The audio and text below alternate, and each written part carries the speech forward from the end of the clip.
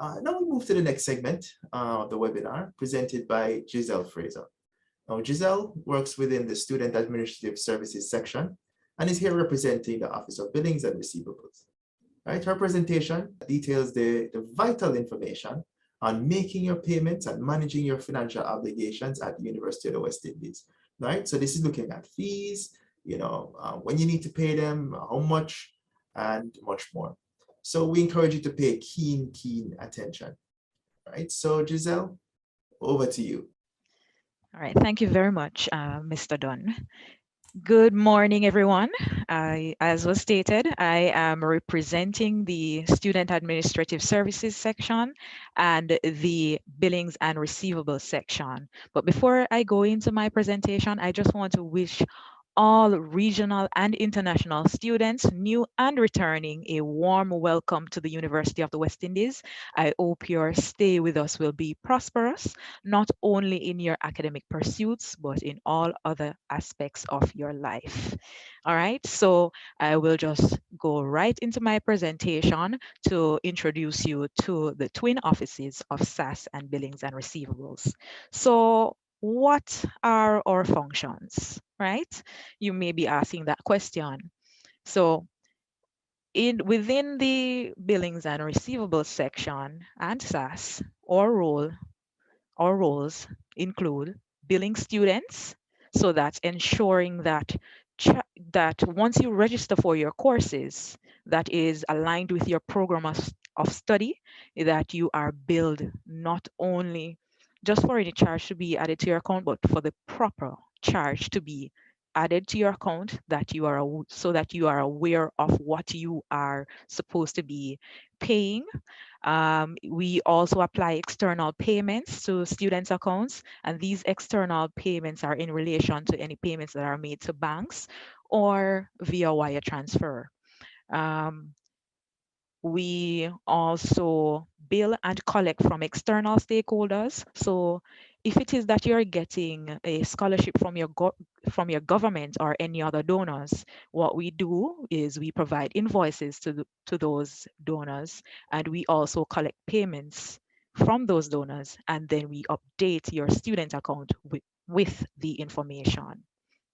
All right. So those are our main functions.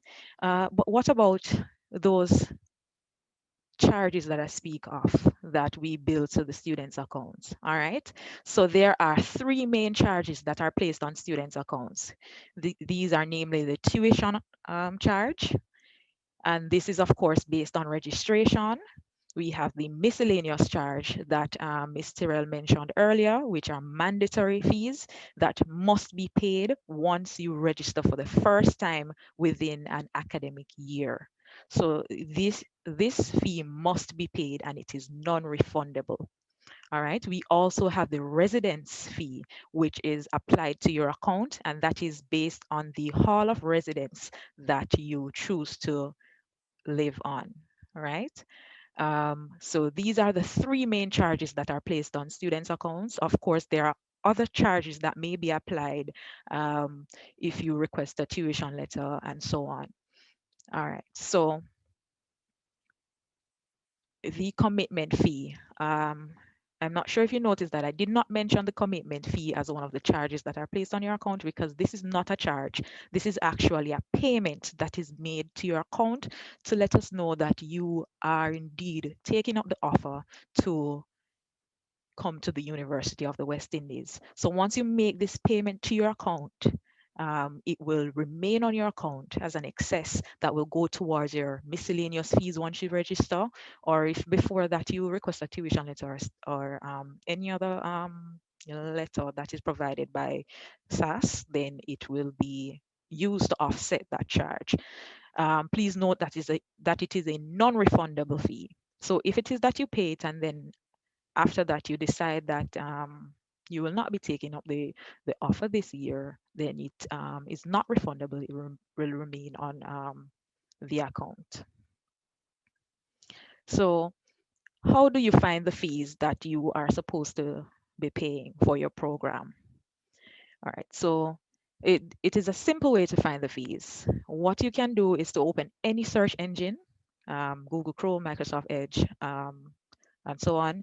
And then you just simply type in check fees UWI Mona. And once you type that in and select search, then it is normally the first link that comes up. Once you see that first link, just select that first link and it will bring you to this page. So this page, this website allows you to check any fee related to your program of study, your hall of residence, and it also allows you to check your miscellaneous fees. And most importantly, it allows you to make payments online directly to the University of the West Indies. All right, so for the undergraduate students, you'd select the first option, of course, and for the graduate students, you can select the second option, which will allow you to view your program and then see which fee is applicable to you. All right, so I will just show you an example of a section of the fee sheet for undergraduate students. All right, so this is the undergraduate fee sheet for the Science and Technology faculty. Um, what it is showing here is a number of rows and columns, right? And the columns that are represented here is broken down into categories based on the territory that a student may be from, right? So I know that you guys are regional and international students. So when you see sponsored student from contributing countries or non-sponsored student from contributing countries, you might be wondering, what is that really saying to me? Where do I fall? All right, so a contributing country is a country that contributes to the budget of the University of the West Indies. Um, so you may see that information though on the fee sheet itself at the bottom. So the very last page at the bottom, it outlines the contributing countries, the campus countries, the non-campus and non-contributing countries. And from there, you are able to ascertain the category that you fall. Now, within the contributing countries, there are either sponsored students or non-sponsored students. So for you to know if you fall within the sponsored student category or non-sponsored category, you are asked kindly to speak with your government for them to provide that confirmation. All right, so depending on what that is, you will know, especially for those programs that fall under the categories that is outlined by the first row, Bachelor of Science degree, except for those listed below, you will know whether you pay the sponsored cost or the non-sponsored cost. And for those students that come from the non-contributing countries, the cost is also outlined in the third column there. All right, and for international students, the fourth column. So um, as I said before, the programs that are listed below now are separate and apart from those programs that would be that would fall under the row of Bachelor of Science degree, except those listed below. All right, so then you will be guided by what is there for those programs that are outlined. So once there's the program that you're studying is not outlined on the fee sheet specifically, then it falls within that first row. Okay. All right, so now that we've spoken a little bit about the tuition, let us go into what the miscellaneous fees look like. So the miscellaneous fees for the 2022-2023 academic year for commuting students is $20,667, while for residing students is $28,967. Now, this fee might look a bit different from what you're seeing on the website, and that is simply because I've gone ahead to add the $800 ID fee, which is automatically included in the miscellaneous charge once a new student registers and the charge is added to their student account. All right. So these are the miscellaneous fees for the 2022-2023 academic year. Now we've spoken about the tuition previously. So this is basically a breakdown of a regular program, undergraduate, sponsored or non-sponsored, whether full-time or part-time. All right, so we spoke about the fees. What, when are the fees due? You may be asking. So the fees are due and payable by September 2, 2022 for semester 1 and January 13, 2023 for semester 2. So you might be asking, why are there two deadlines for fee payment? This is simply because the academic year's fee is usually divided in two and you are able to pay per semester. So if you are unable to pay for the academic year at the beginning of the academic year, you are able to pay per semester. So the full academic year's fee that you would see displayed on your fee sheet is divided in two and it will be charged to your account per semester. And you can go ahead to make payments for this first semester on or before September 2, 2022, and for the second semester on or before January 13, 2023. All right. But what if you are unable to make the payment for your tuition at the beginning of the academic year and you're also unable to make the semesterized payments? Well, we know the struggles that come along with tertiary education, and we have available an installment plan for both tuition and residence that will allow for you to make payments for your tuition and residence monthly. All right, so let us go into that. So for the installment plan for tuition, you are required to be fully registered for your program. Once fully registered, well, even before being fully registered, you can make full payment of your miscellaneous fees, but it is a requirement that this is paid in full for you to meet the requirements. Another requirement is for you to pay 25% of your tuition fee for the current semester. So remember, I said that the tuition is divided in two and is charged per semester. So that half, that division in two, and then that half is charged, what that is charged per semester is what you will pay 25% off to meet the requirements for the installment plan. And of course, if there are any returning students here, um, all outstanding balances, prior semester or prior year balances must be cleared in order to meet the requirements for the installment plan. Okay. So as I said before, there is also an installment plan for residents, which is similar to the installment plan for tuition. However, this is done, of course, on the housing charges. So once you're accepted on hall and the hall managers update that information in the system and the charge is applied to your account, you can request an installment plan for your housing balance. So what must happen is that, same as the tuition installment plan, the miscellaneous fee must be paid, and then a deposit of 25% of the residence fee for that semester, for whichever semester you plan to take up the installment plan for, must be paid as well. And of course, if you're returning, you must clear all housing balances that were on the account prior to. So how do you access these plans? They are accessible on the Bursary Online Student System BOSS, which is our platform that you can access our services and request our letters and um, the same installment plan, which I will be going into later on in the presentation. So these plans will become available as of August 10, 2022, and it is done per semester, as I said. So for semester 1, the deadline to apply is September 16, 2022, and the dates for semester 2 will be announced once that time comes near. All right.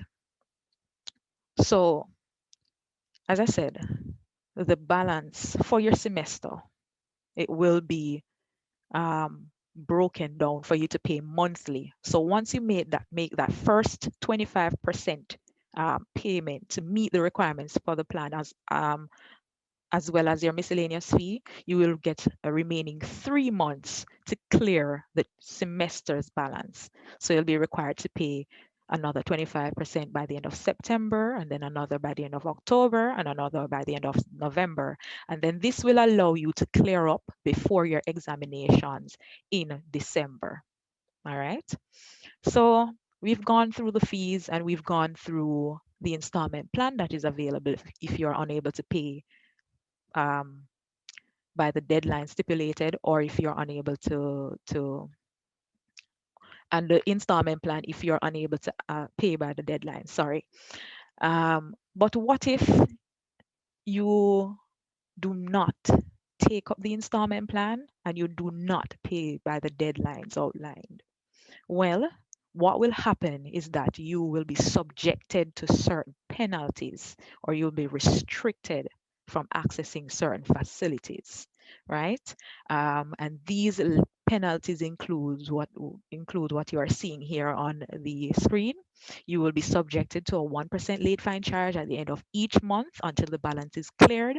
And of course, if the balance is outstanding by the time your exams roll around, you will be unable to sit your exams, and you will not be able to access facilities such as the library. All right.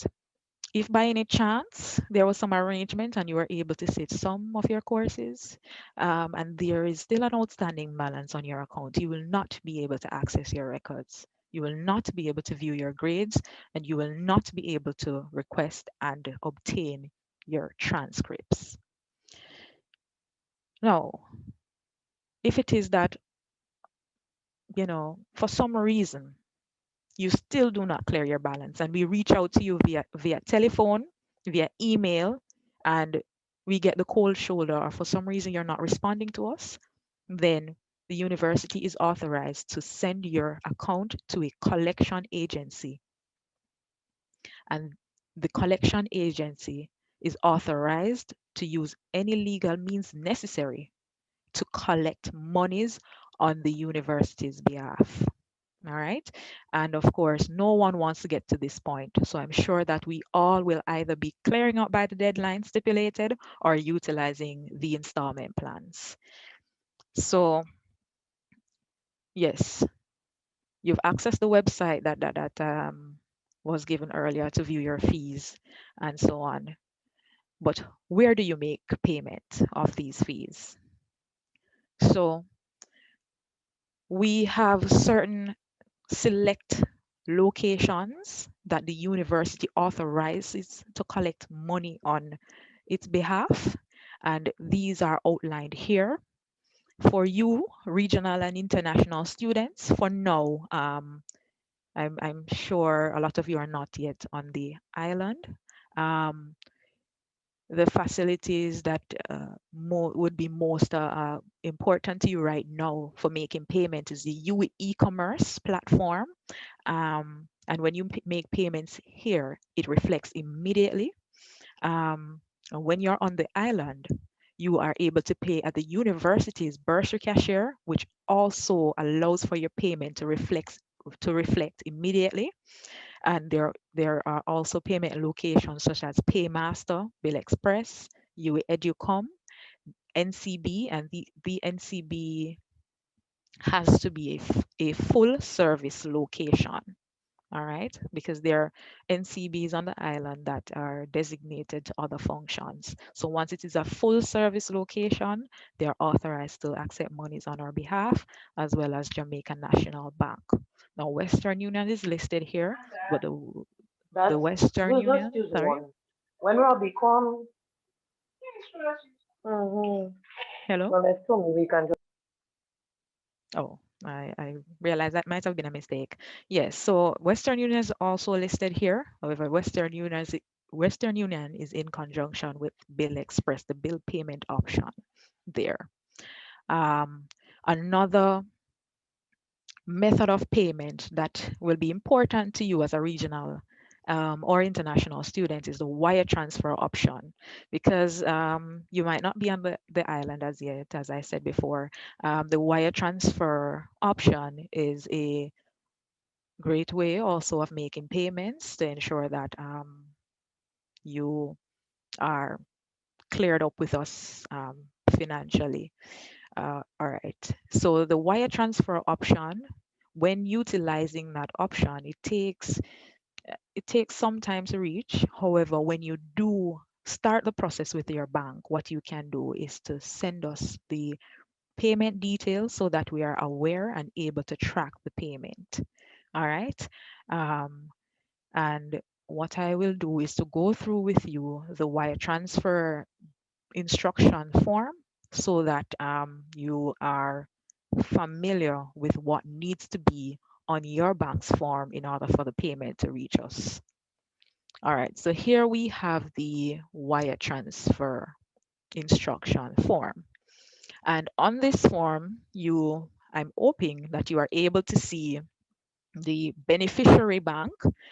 This is a vital aspect of the wire transfer payment. It must be included on the form that you're filling out in order for the payment to reach the university. Now, you will also see an intermediary bank information. This must also be included because this is the bank overseas that will route the payment information to the beneficiary bank, right? But of course, when you place the intermediary bank's information on the payment form that you'll be using, you must also, it is imperative that you place the beneficiary bank's information as well for us to know, for us to receive the funds here. It is also imperative that you place your student ID number and your name on the form as well so that we know exactly which student the payment is for. Okay, I hope you are all following. All right, so we've gone through the fees, we've gone through penalties if you are delinquent, and we've gone through the all important wire transfer details if you're using that option. Now I'd like to show you where it is that you would go to access our bursary online student system, which is our platform that you are able to access our services provided. All right, so in order to access the bursary online student system, you would search, again, using Google or any other search engine, you would search UWI online systems. Once you do so, under the student section, you are to select the bursary online student system. And sorry about that. So once you select that, you would log in to the bursary online student system using your ID number, and that is the 9-digit number that was given to you in your acceptance letter, as well as your password, which is usually your date of birth in the format year, month, day once you are a new student. All right, and once you access that, you will be able to view our services and request. You'll be able to view your statement of accounts and request services such as statement of accounts, installment plan, and also to request proxy authorization, which we will go into shortly. All right. So these are some of the forms that you are able to access via BOSS. Okay.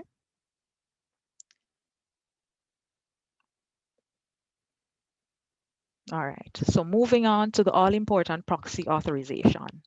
So once you are accepted to the University of the West Indies, you, the student, is the client that the university is authorized to communicate with.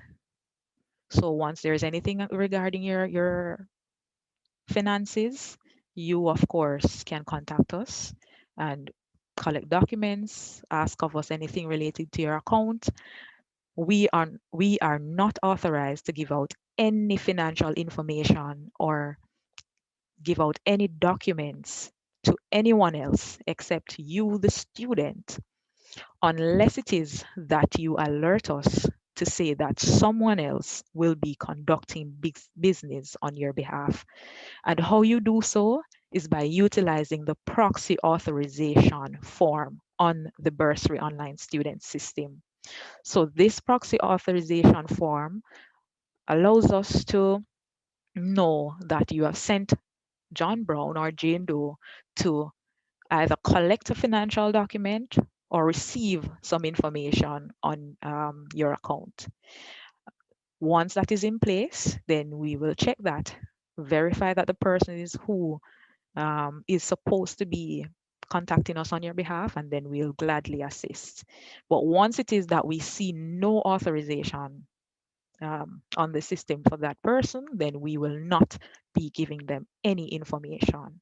All right. So it is important that this form is filled out, and this must be filled out for each person that you are sending or that will be calling in or emailing regarding your finances. Okay. So I want to again thank you for having me, for listening, and I want to welcome you once again to the University of the West Indies and to say again that the Student Administrative Services section is here to assist. And if you have any questions at all, we will be glad to answer. So you can contact us. Of course, the contact information is being displayed now. So via chat, via telephone, via email, and walk-in Mondays to Fridays, 8:30 to 4:30 p.m. Um, so you're able to contact us using these means to answer your queries or to assist you with your finances in any way. Thank you very much. All right. Thank you very much for your presentation, Giselle. Very informative. So now we, of course, open the floor for the Q&A segment, and I will invite Vikisha Allen to share questions from the chat. Thanks again, Mr. Dunn. So I can see that everyone is really in tune with what's going on and they are paying attention. And we have several questions and I will do my best to answer as much as I can. And for those that I can't, I will seek the help of my colleagues to answer them for me. Now, one of the questions was from persons who have Scotiabank account in different countries apart from Jamaica. Would it make a difference if you come to Jamaica? So your Scotiabank in, say, Trinidad and Tobago is your Scotiabank in Trinidad and Tobago. It is not attached to your Jamaican account. So if you come to Jamaica and you go to the ATM, then you would need to, the fees are going to be a little bit higher than if you were to open a local account. So maybe that will sway you to open a local account. And another question was, how soon when you get to Jamaica would you apply for a TRN or a bank account? That's solely upon you.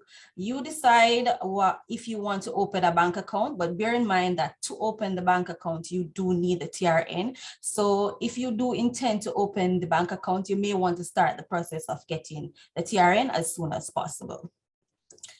Another question was regarding miscellaneous fees and staying on hall. Now, as sure as there is tax, there's sure as there will be miscellaneous fees. So once you are a UWI registered student, you will be required to pay your miscellaneous fees. The variation is going to be if you're staying on hall or if you're a commuting student. And I think Gizelle has shown a breakdown of the applicable cost for each person. Brianne had gone through what is the difference between a sponsored and an unsponsored student, but just to support her a little bit.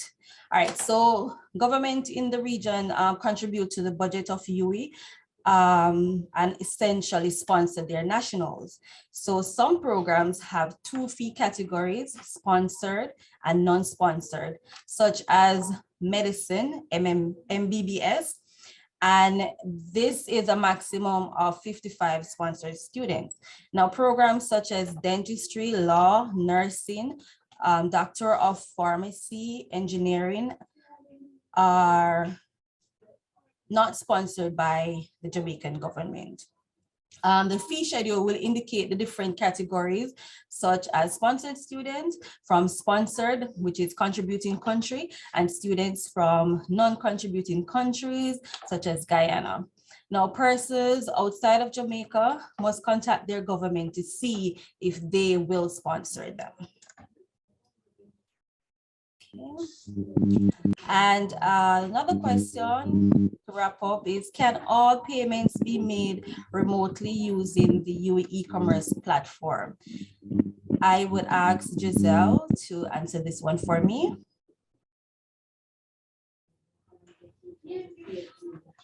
All right. Yes, indeed. All payments relating to tuition, miscellaneous, if you're requesting, hello? You're hearing me? Hello? Yes, we can hear you. Okay. All right. So the UWI e-commerce accepts payments for tuition, miscellaneous, residence. If you request a tuition letter, statement of accounts, yes, it does accept these payments.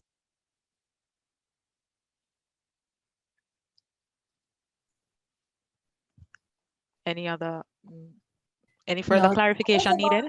That was about it. Thank you so much. And thanks to everyone for participating. We really look forward to helping you with your transition to the UWI Mona campus. Go Pelicans.